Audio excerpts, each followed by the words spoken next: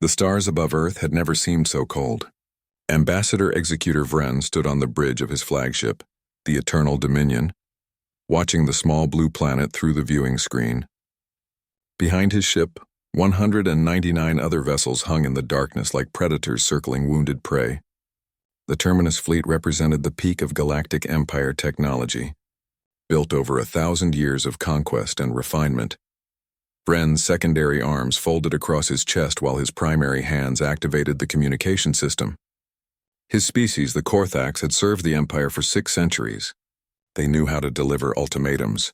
They had done this dozens of times before. "Attention, human government of Earth."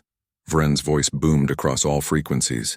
"You stand before the Terminus fleet of the Galactic Empire. Your species has been deemed suitable for integration into Imperial society. You will surrender your military forces, open your planet for Imperial administration, and swear loyalty to the Emperor. You have 12 of your hours to comply. Resistance will result in the complete sterilization of your world." The bridge crew waited. They always waited. Some species begged, others tried to negotiate. A few attempted futile attacks. All eventually submitted or died. The Empire had refined this process across 300 conquered worlds. 10 hours passed. Vren expected the humans to use every minute, desperately hoping for a miracle that would never come. The Terminus fleet had never been defeated. Their ships carried weapons that could crack planets. Their shields could withstand the fury of stars. What could one primitive species possibly do? When the response finally came, it was not from the planet's government. A single ship emerged from Earth's orbital shipyards, breaking free from the construction platforms that surrounded it. Vren's tactical officer pulled up the analysis immediately. "Sir, one vessel approaching. Classification, destroyer class. Length 400 meters. Estimated crew 200. Armament, kinetic cannons, missile tubes, basic energy weapons. Conclusion, no significant threat." Vren stared at the approaching ship. It was small, angular, and looked hastily built. Portions of its hull still showed bare metal where armor plating had not been fully installed. This was humanity's answer? One unfinished warship against the greatest fleet the Empire had ever assembled? "Receiving transmission from the human vessel," the communications officer reported. A woman appeared on the screen. She wore a dark blue uniform with gold insignia on her shoulders. Her face was angular, her eyes dark and hard. She looked tired, like someone who had not slept properly in days, but when she spoke, her voice carried no fear. "I am Captain Sarah Chen of the Human Space Command ship Indomitable." "You want Earth?" "Come and take it," the transmission ended. Vren felt something unfamiliar stir in his chest. Was it amusement? Confusion? He had seen desperate bravery before, but this seemed different. This seemed almost insulting. "One ship," Vren muttered. "They send one ship," his tactical officer spoke carefully. "Sir, scans indicate the vessel is heavily modified. Its power signature is unusual. We cannot get clear readings on its internal systems." "Because it is unfinished," Vren snapped. "They probably launched it early in a panic. This is not resistance. This is suicide with extra steps," but something bothered him. The woman's eyes. She had not looked desperate or afraid. She had looked ready, like someone who had planned for this exact moment. "Orders, sir?" his weapons officer asked. Vren considered simply destroying the human ship immediately. One shot from the Eternal Dominion would vaporize it completely. But that felt wrong somehow. The Empire had protocols. They had standards. You did not use your flagship's main weapon against a single destroyer. That would be admitting the destroyer was a threat. "Deploy the Vanguard," Vren ordered. 50 ships. Surround the human vessel and force its surrender. If it attempts to flee or fight, disable its engines and capture it intact. I want that captain alive to witness what happens to defiant species. The Vanguard peeled away from the main fleet, 50 warships each larger and more powerful than the human destroyer. They moved in perfect formation, a coordinated dance they had practiced thousands of times. The Indomitable would be surrounded in minutes, overwhelmed in seconds if it tried to fight. Captain Chen's ship began moving, not toward Earth, not away from the fleet. It angled toward the outer system, engines burning at full thrust. The Vanguard adjusted course to intercept. "She is running," Vren's second-in-command observed. They all run eventually, but Vren was not so sure. He had conquered many species, and he knew the difference between retreat and strategy. The human ship was not fleeing in panic. It was moving with purpose, following a specific trajectory that led deeper into the solar system. "Follow them," Vren commanded, "but maintain formation." This could be a trick. His tactical officer looked puzzled. "Sir, what kind of trick could one ship possibly attempt?" Vren did not answer. He watched the small human vessel accelerate away, the vanguard in pursuit. Behind him, the main body of the Terminus fleet held position, ready to crush any reinforcements that might appear. But no other ships came. The orbital shipyards around Earth remained quiet. The planet itself made no further broadcasts. It was as if humanity had placed all its hope in one woman and one unfinished ship. Either the humans were insane, Vren thought, or they knew something the Empire did not. He had spent 6 centuries conquering worlds. He knew which option worried him more. The chase began, and the fate of Earth hung in the balance. The vanguard closed in on the Indomitable like wolves surrounding a lone deer. 50 Imperial warships moved with mechanical precision, their formation tightening with every passing minute. On the bridge of the lead vanguard vessel, Commander Thex watched his display screens with satisfaction. The human ship was fast, but not fast enough. "Weapons range in 30 seconds, his tactical officer reported. "Target remains on current heading. No evasive maneuvers detected." Thex allowed himself a moment of disappointment. He had hoped the humans would at least try to fight. Every species showed its true nature in those final moments before capture. Some went down swinging. Others begged for mercy. But simply running straight? That was just boring. "Prepare ion cannons," Thex ordered. "Target their engine section. We want them disabled, not destroyed." The distance closed. 20 seconds, 10-5. Then the human ship did something unexpected. Ports opened along its hull, hundreds of them, and objects began ejecting into space. They tumbled and scattered in all directions, creating a cloud of debris between the Indomitable and the pursuing vanguard. "Evasive action," Thex shouted, but his helmsman was already moving. The Imperial ships scattered, their shields flaring as they passed through the debris field. Nothing happened. The objects bounced harmlessly off the shields, tumbling away into the darkness. Thex's sensors analyzed them quickly. Metal containers, equipment pods, empty fuel tanks. Garbage. The humans had dumped garbage. "Damage report," Thex demanded. "None, sir. All vessels intact." The debris was non-threatening. Thex felt his frustration growing. They dumped their cargo? Why would they lighten their load now? They're already faster than us. His science officer studied the readings carefully. "Sir, these objects appear to be standard storage containers and equipment. Perhaps they are trying to create a sensor blind spot." "Against Imperial sensors?" Thex laughed. "Impossible. Our technology can track a single molecule through a nebula. A few dozen pieces of junk will not hide them from us."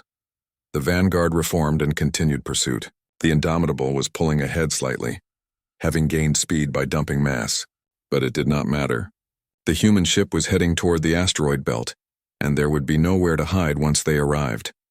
"Sir," the tactical officer said, his voice uncertain, "3 of our ships are reporting system anomalies." "What kind of anomalies?" "Shield fluctuations. Power interruptions." "Nothing serious, but—" The officer trailed off, studying his screen. "Sir, the cruiser's swift judgment just went dark." Thex spun toward the display. One of his ships, a heavy cruiser with enough firepower to level a city, was drifting. Its lights were out. Its engines were cold. It was dead in space. What happened? Did they suffer a reactor failure? "Unknown, sir. They are not responding to hails." Before Thex could process this, 2 more ships reported critical failures. Their shields collapsed simultaneously, and their power systems shut down. Within seconds, they were floating debris. "This is impossible," Thex roared. "What is attacking them?" His science officer worked frantically at his console. "Sir, reviewing sensor data, those objects the humans ejected were not simple cargo containers. They contained some kind of delayed activation system. They are attaching to our ships and, sir, they are hacking our systems." "Hacking? Our systems are quantum encrypted with 17 layers of security. No primitive species can break Imperial encryption." "They are not breaking it, sir. They are ignoring it. These devices are using physical connections, direct hardware access. They are not hacking our software. They are rewiring our hardware." Thex stared at the display in disbelief. 3 ships down. No, 5 now. The humans had not used weapons in any conventional sense. They had used simple machines that physically attached themselves to Imperial vessels and sabotaged them from the outside. "Destroy those objects immediately," Thex commanded. All ships fire point defense at any debris within range. The Vanguard opened fire, their defensive weapons blazing. But the objects were small, fast, and there were hundreds of them scattered across millions of kilometers. For every one they destroyed, 10 more drifted past, waiting. The Indomitable continued its flight. And now Thex understood it was not fleeing. It was leading them. Every kilometer they chased the human ship. They moved through another debris field. Another trap. 2 more cruisers went dark. The Vanguard formation broke apart as ships maneuvered to avoid the contaminated zones. But the objects were everywhere now, and Imperial sensors could not distinguish between harmless space debris and deadly sabotage devices until it was too late. Sir, we have lost 12 ships, the tactical officer reported, his voice shaking. 17 more are reporting system malfunctions. Pull back, Thex ordered, the words bitter in his mouth. Reform outside the debris field. We need to report this to Ambassador Executor Vren immediately. As the surviving Vanguard ships retreated, Thex watched the human destroyer grow smaller on his screen. Captain Chen had not fired a single shot. She had not needed to. She had turned the Empire's own superior speed against them, letting them rush headlong into a trap they could not even detect. Aboard the Eternal Dominion, Vren received Thex's report in silence. The bridge crew watched him nervously, waiting for his reaction. When he finally spoke, his voice was cold and controlled. 12 ships. 12 ships destroyed by cargo containers and wire cutters. He turned to his fleet admiral. How is this possible? The admiral, a veteran of 50 campaigns, looked genuinely shaken. Sir, the humans are not fighting like any species we have encountered. They are not using energy weapons or missiles. They are using simple mechanical devices that our defenses were never designed to counter. Then we will adapt, Vren declared. Send orders to all ships, maintain maximum distance from any debris. Use long-range weapons only, and send 300 ships this time. If the human captain wants to play with toys, we will overwhelm her with firepower she cannot possibly evade. But even as he gave the orders, Vren felt doubt creeping into his mind. The humans had known the Empire would pursue. They had prepared this trap in advance. What else had they prepared? What other surprises waited in the darkness? On the Indomitable, Captain Chen watched her tactical display with grim satisfaction. 12 ships down. It was a start. But she knew the real battle had not even begun. The Empire would send more ships now, and they would be ready for her tricks. That was fine. She had more tricks than they could possibly imagine. Humanity had spent centuries as the underdog, fighting enemies with better technology and greater numbers. They had learned to adapt, to improvise, to win by any means necessary. The Empire thought in terms of honor and proper warfare. Humanity thought in terms of survival. And in Chen's experience, survival always beat honor when the stakes were high enough. She plotted her course deeper into the solar system, toward Jupiter and its deadly radiation belts. Let them follow. Let them learn what happens when you underestimate humans. Jupiter dominated the view screen like an angry god. The massive planet storms swirled across its surface, each one large enough to swallow Earth whole. Captain Sarah Chen studied the gas giant with the careful attention of someone who planned to use it as a weapon. Behind the Indomitable, 300 Imperial warships followed in a loose formation. They had learned from their earlier mistakes.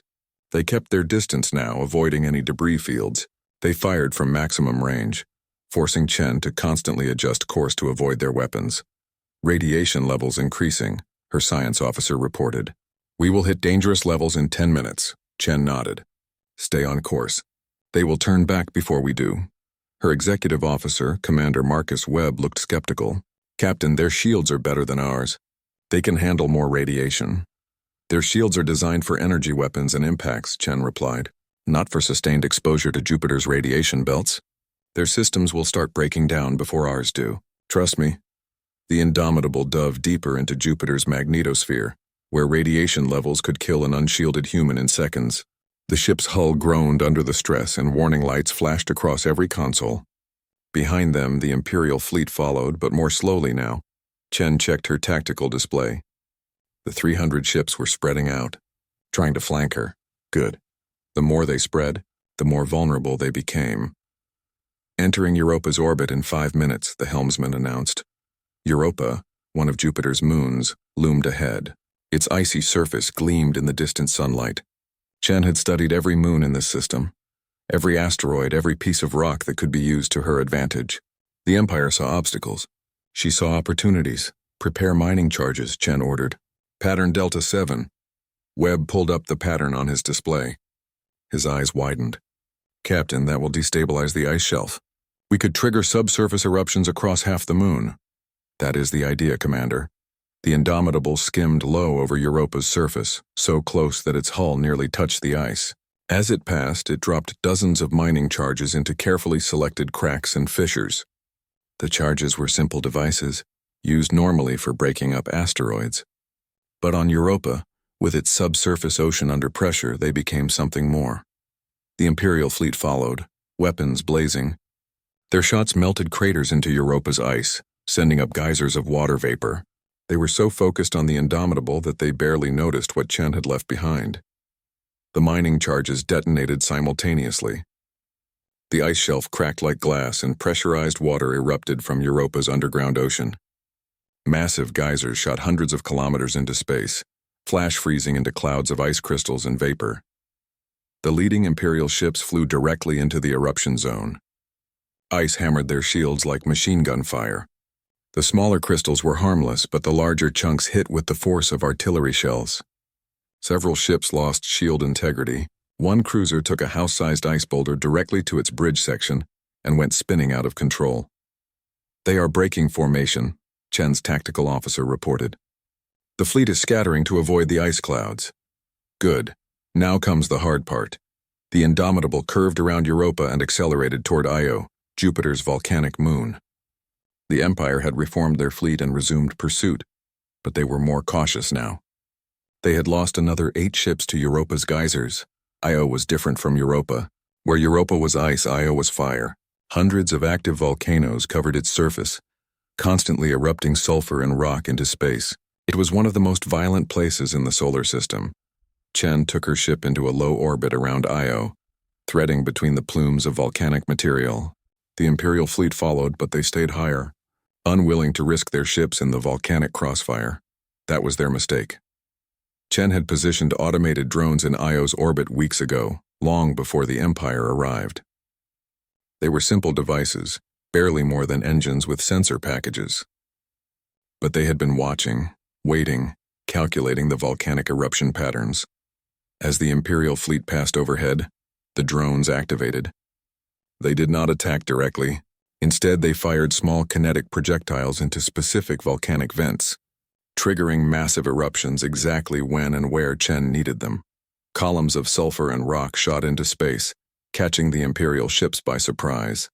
Their shields could handle the impacts, but the superheated sulfur stuck to their hulls, cooling and hardening into thick deposits. It blocked sensor arrays, clogged weapon ports, and interfered with shield generators.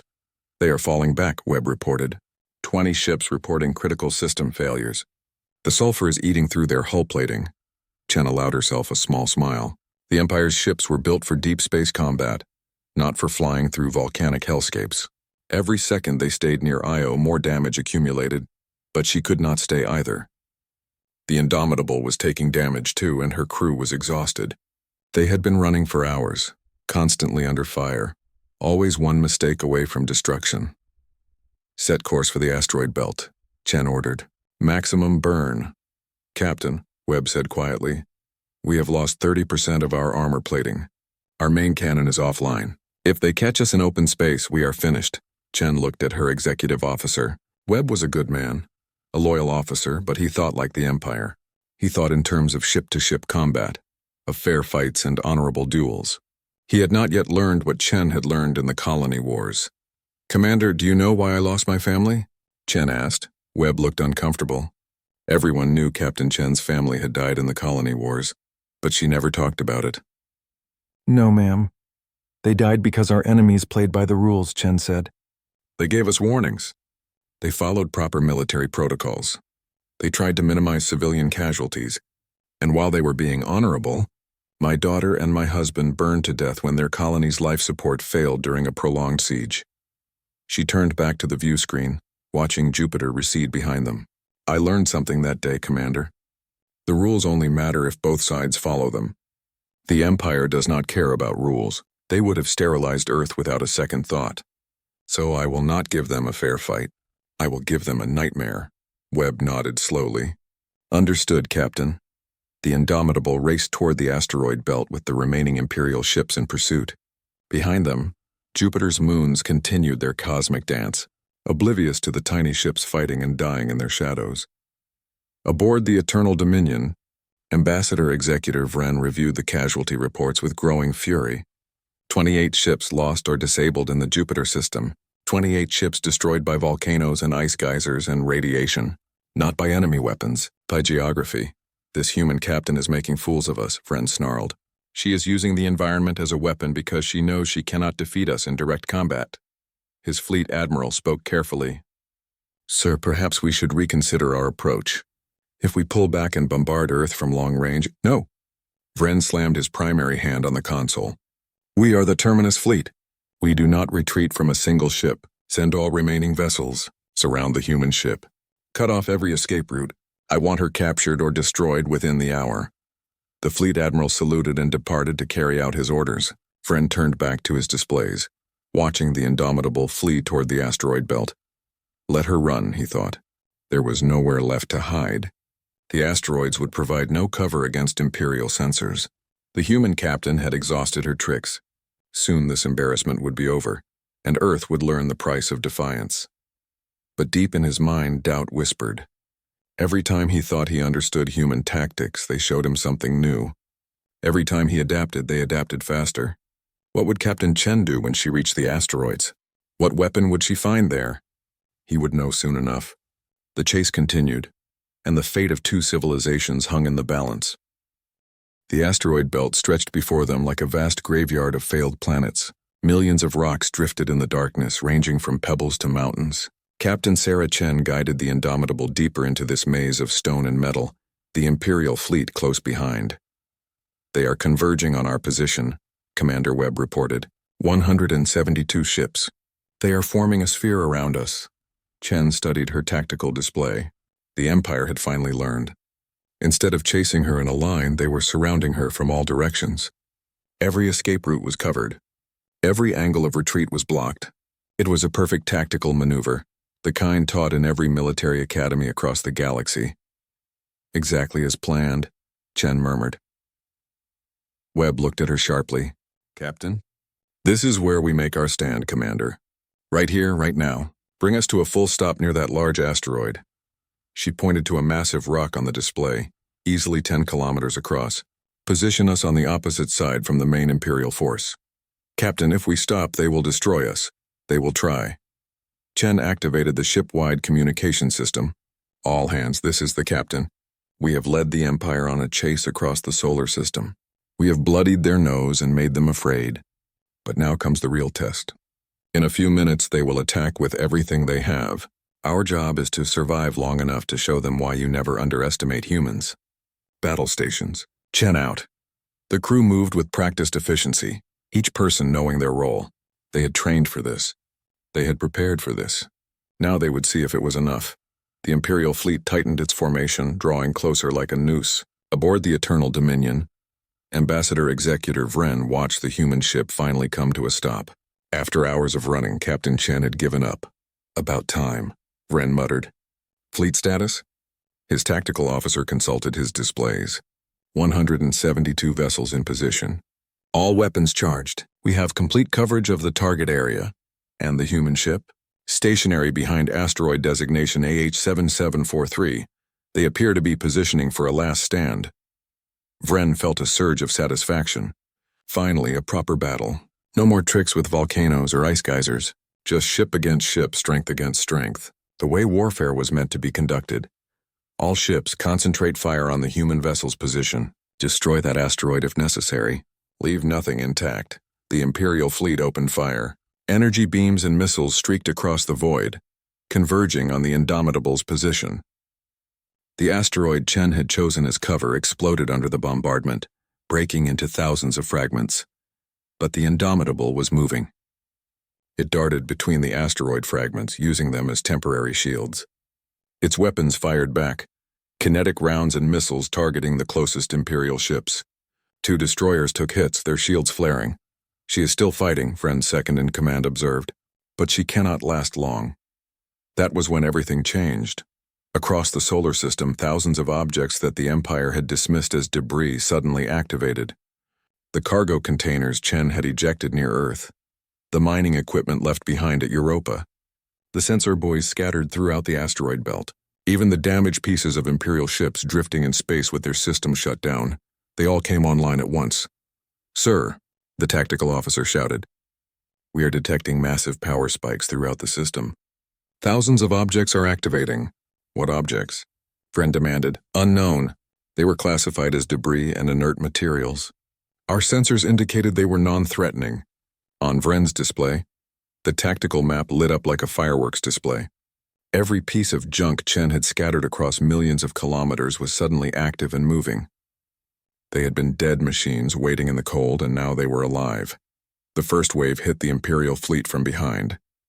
Simple kinetic drones, no more sophisticated than rocks with engines, but there were thousands of them. They slammed into ships at tremendous velocity, overwhelming point defense systems through sheer numbers. The second wave came from the sides. Sensor ghosts and electronic warfare packages that had been drifting silently suddenly began broadcasting, flooding Imperial communications with noise and false targets. Ships lost contact with each other, their coordination breaking down. The third wave was the worst. Those sabotage devices from the beginning, the ones that had disabled the Vanguard ships, had not been destroyed. Many had simply deactivated and drifted away. Now they reactivated, seeking new targets. They attached to hulls, burned through armor plating, and began their work again. "We are under attack from all directions," the tactical officer screamed. "Systems are failing across the fleet." "Ships are reporting." The Eternal Dominion shuddered as something hit its starboard side. Alarms blared. Emergency lights flickered. "Damage report," Vren roared. "Multiple breaches. Unknown objects have attached to our hull and are cutting through our armor. They are inside our shield perimeter." Vren stared at his displays in horror. The entire solar system had become a weapon.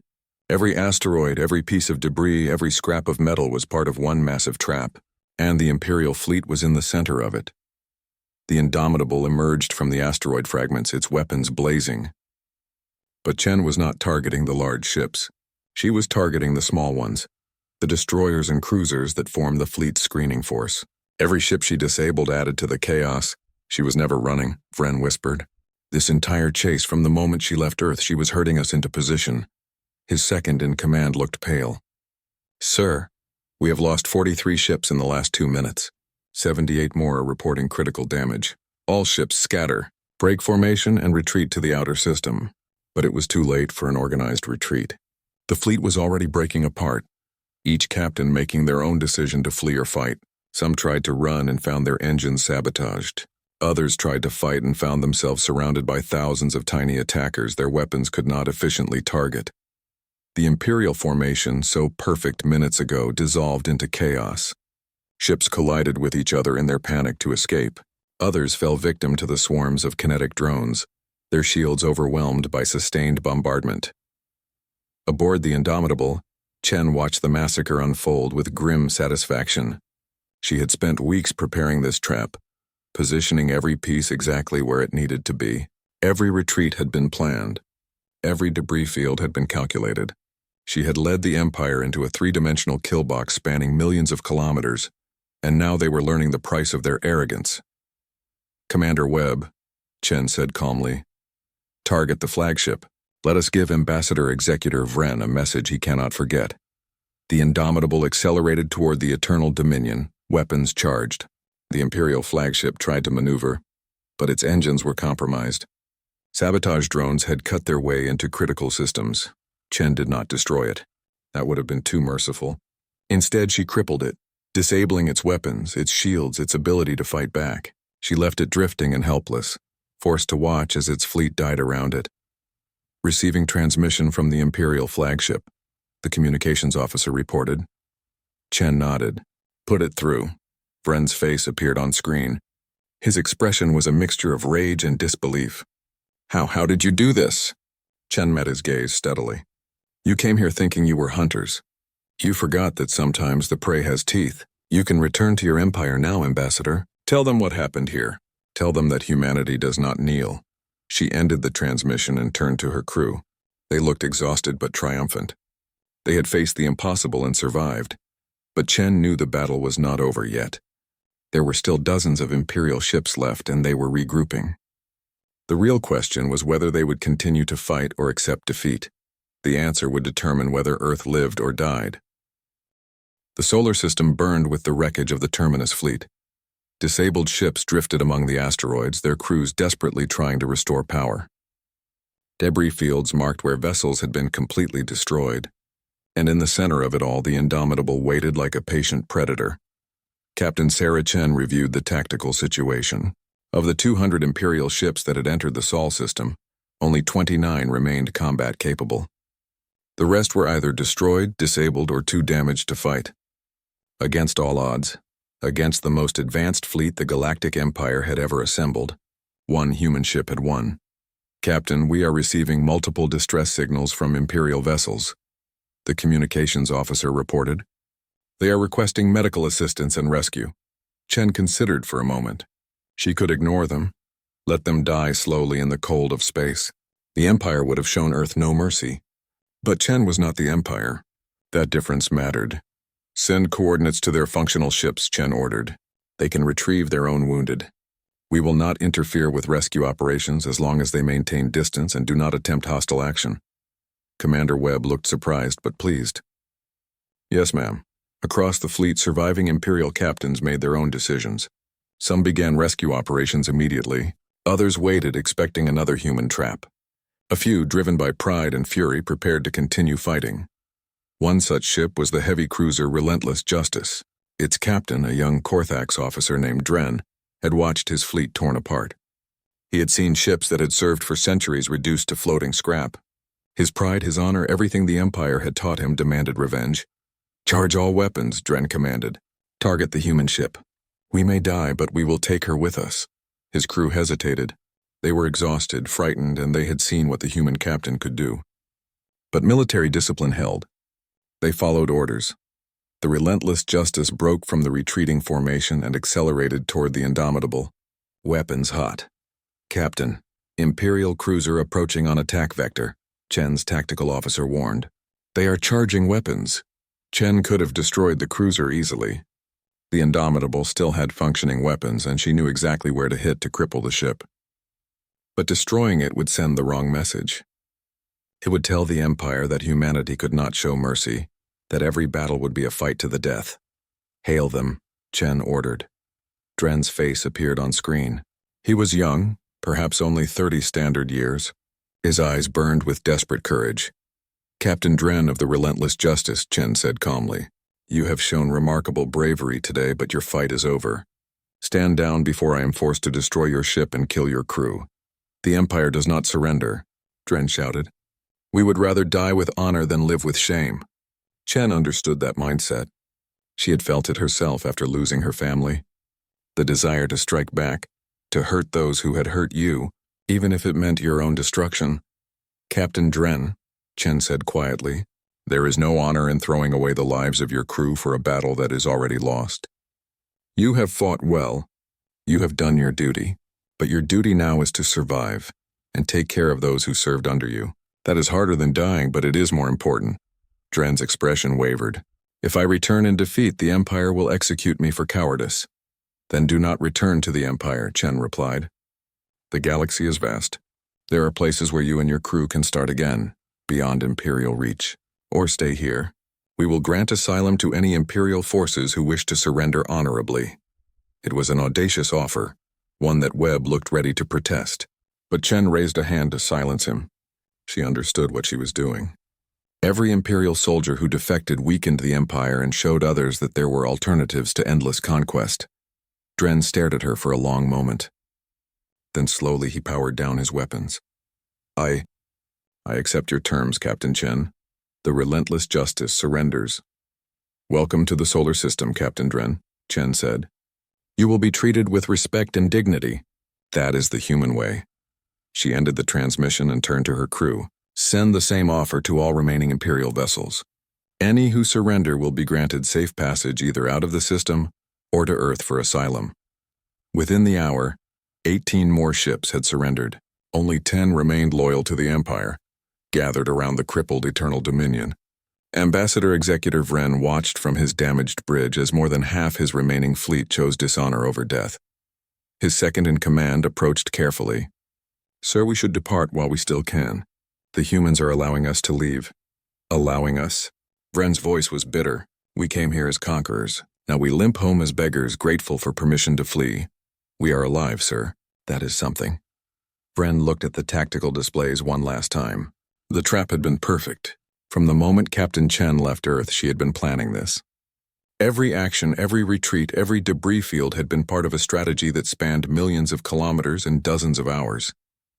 The Empire had been outthought, outmaneuvered, and outfought by a single human commander. "Prepare the remaining ships for departure," Vren ordered.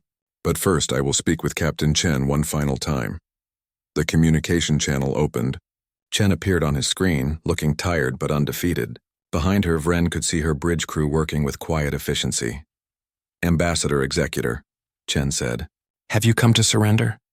"We both know I have already been defeated," Vren replied. "I am contacting you to deliver a message for your government." "The Empire does not forget." "We do not forgive. Today you have won, but eventually we will return with more ships, more weapons, and we will—" "No, you will not," Chen interrupted. Vren stopped, surprised by her certainty. "Do you know what is happening right now across your empire?" Chen asked. "News of this battle is spreading. Every conquered species, every subjugated world is hearing about how the mighty Terminus fleet was destroyed by one human ship.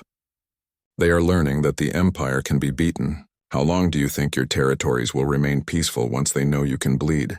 Vren felt cold understanding settle over him. She was right. The Empire's power rested on the belief that it was invincible. Once that belief was shattered, rebellion would spread like fire through dry grass. "You have not just defeated a fleet," Chen continued. "You have defeated the idea of imperial supremacy. Even if you return with 1,000 ships, every species in the galaxy will know that humans found a way to win. And if humans can find a way, so can they." "You have doomed yourself," Vren said quietly. "The Empire will never stop hunting you now. Let them come." Chen's voice was hard. "We will be ready. And when they arrive, we will teach them the same lesson we taught you. Humanity does not kneel." "Not to you. Not to anyone," Vren ended the transmission. There was nothing more to say. He ordered his ships to begin the long journey home, knowing he would likely be executed upon arrival. The Terminus fleet, the Empire's pride, had been shattered, and the galaxy would never be the same. Aboard the Indomitable, Chen watched the remaining Imperial ships limp away. Her crew cheered, celebrating their impossible victory. But Chen felt no joy, only exhaustion and relief. "Captain," Webb said, "we did it. We actually did it." "We survived," Chen corrected. "The war is far from over. The Empire will regroup. They will send more fleets. We have bought Earth time, nothing more." "Then we use that time to prepare," Webb replied.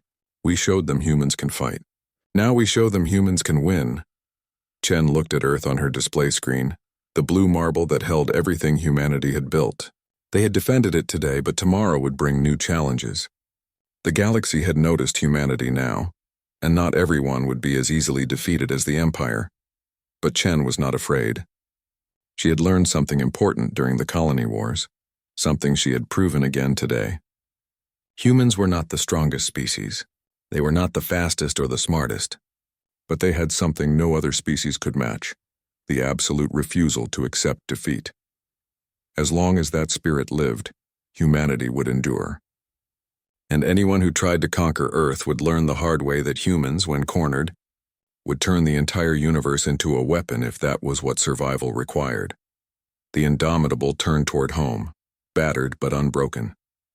Behind it, the wreckage of the Terminus fleet drifted among the asteroids, a monument to the price of underestimating humanity. The message was clear for all the galaxy to see. Humanity had arrived, and the galaxy would never be the same again